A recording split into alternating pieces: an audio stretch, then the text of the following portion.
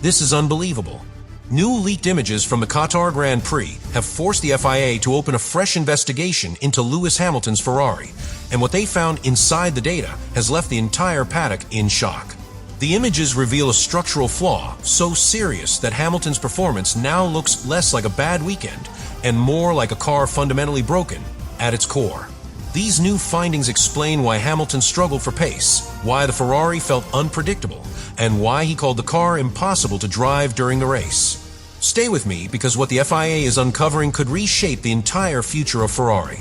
And before we dive in, make sure you subscribe right now so you do not miss the truth behind the biggest stories in Formula One.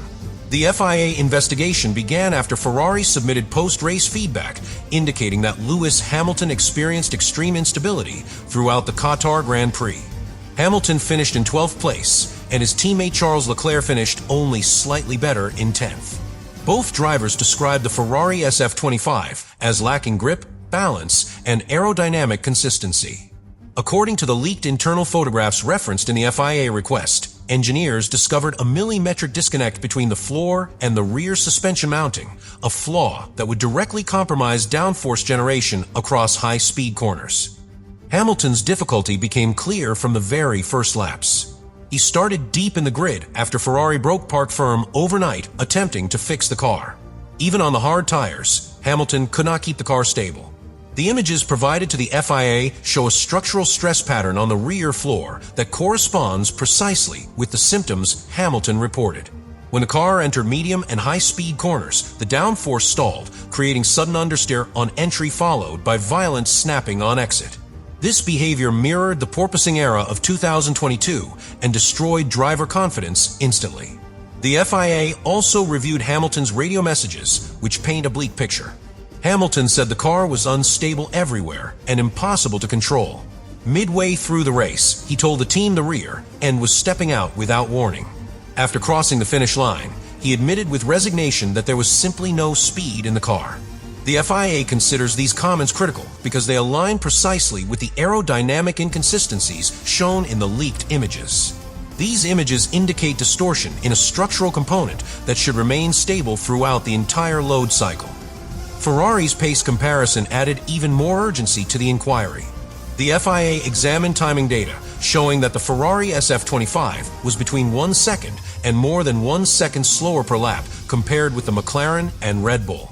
Even more alarming, the Ferrari was matched or beaten in pure pace by teams from the middle of the grid, including Alpine and Williams. These deltas cannot be explained by tires or setup alone.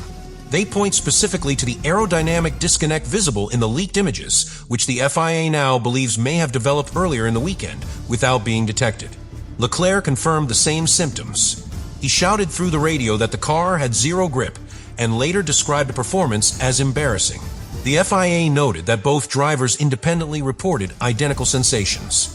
This strengthens the hypothesis that the flaw existed in the core platform of the SF25 rather than an isolated component failing only on Hamilton's chassis. Combined with the leaked images, this double confirmation has intensified the scrutiny on Ferrari. Hamilton's attempt to manage the race was undermined by the persistent bouncing he suffered through several key braking zones and high-speed sections. The leaked data indicates a vertical oscillation that mirrors the aerodynamic loss revealed by the photographs. The FIA highlighted that this type of oscillation is not typical tire bounce, but a structural aero issue where the car loses and regains downforce rapidly. Hamilton described it as a fight to keep the car on track, a statement that no longer looks like frustration, but a literal explanation of the physics imposed by the flawed component. The internal Ferrari report submitted after the race stated that the team had stopped developing the SF25 in April to focus fully on the 2026 project. The FIA flagged this decision as a potential contributing factor to the problems uncovered in Qatar. With no updates added for several months, small structural divergences between simulation and real behavior may have grown unnoticed. This is now part of the ongoing inspection because it suggests that the Ferrari entered Qatar with weaknesses that could not be corrected through setup alone. The core problem that defined Hamilton's Qatar weekend emerged long before the lights went out. Ferrari arrived with a car that had not received performance upgrades since April, which placed extraordinary pressure on the engineering department to extract speed through setup alone. As the weekend unfolded, it became clear that the SF25 lacked the aerodynamic foundation required to handle the heavy lateral loads of the Lusail circuit. The first signs appeared in the early practice sessions when both Hamilton and Leclerc reported instability in high-speed corners. These complaints were not dismissed as driver sensitivity. They reflected a deeper mechanical and aerodynamic issue that the team could not isolate in time. By the time qualifying approached, Ferrari engineers recognized that the problem could not be corrected through normal adjustments.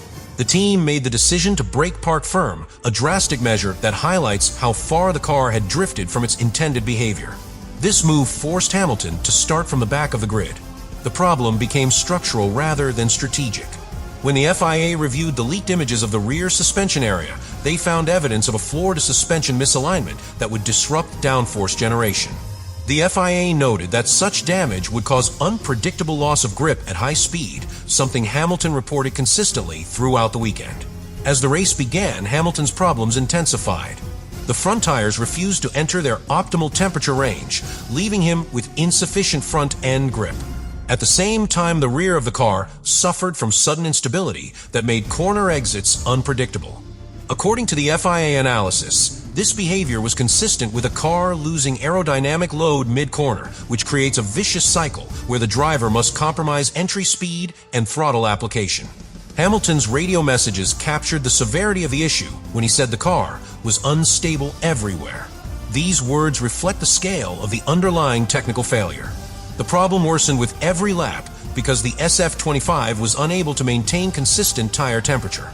Qatar's high-speed direction changes require a stable aerodynamic platform to keep heat in the tires. When that platform collapses even slightly, the tires fall out of their working range and begin to slide. The more they slide, the more the compound overheats on the surface while cooling internally. The FIA noted this mismatch between tire surface and core temperatures in their preliminary review. This behavior explains why Hamilton described the car as impossible to drive at several points of the race. Hamilton's pace relative to the midfield made the problem even more alarming. The FIA timing analysis shows that Ferrari was being matched or overtaken on raw pace by teams like Alpine and Williams. These deltas were unusually large and cannot be attributed to tire differences or race strategy. They reflected an aerodynamic platform incapable of producing stable downforce across the full load range. When Leclerc confirmed identical symptoms during his own race, the FIA concluded that the failure was not isolated to Hamilton's chassis, but present in the core structure of the SF25 itself. In the middle of the race, Hamilton attempted to adapt his driving style to compensate for the car's instability. He widened his corner entries to reduce load spikes, delayed his throttle application in traction zones, and tried to smooth the steering inputs to prevent rear slides. None of these adjustments changed the fundamental problem.